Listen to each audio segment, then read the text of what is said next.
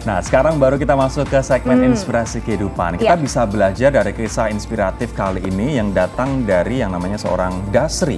Dia adalah perempuan muda berusia 24 tahun yang sukses membudidayakan lobster air tawar dan omsetnya nggak main-main, mencapai 250 juta rupiah per bulan. Bayangin 24 tahun bisa omsetnya 1,4 miliar per bulan ya. Dan hebatnya dia ini nggak sukses sendirian aja loh, karena ia juga menggandeng ratusan petani binaan di seluruh Indonesia.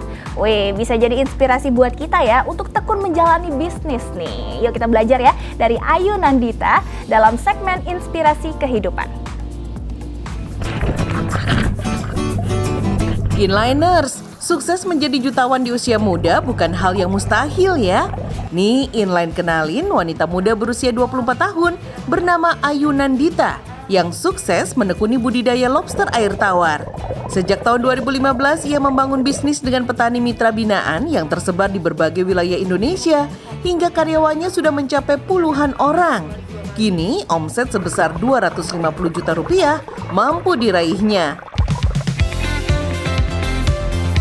Nah, kondisi alam di Indonesia yang beriklim tropis dan tidak mengenal musim dingin merupakan tempat yang cocok bagi budidaya lobster air tawar.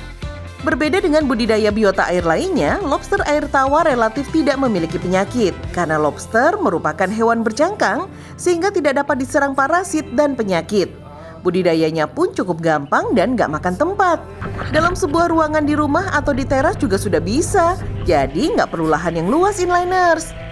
Untuk indukan, cukup sediakan kolam terpal berukuran 1 meter persegi dengan ketinggian permukaan air yang tidak lebih dari 15 cm.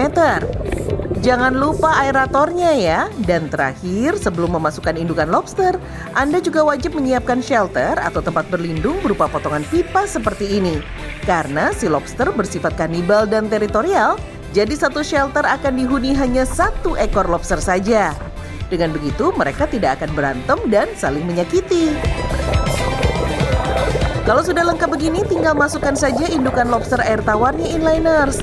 Biar cepat berkembang biak dan bertelur, kasih makan tauge. Karena tauge banyak mengandung vitamin E dan ini sangat cocok untuk membantu proses perkembangbiakan si lobster.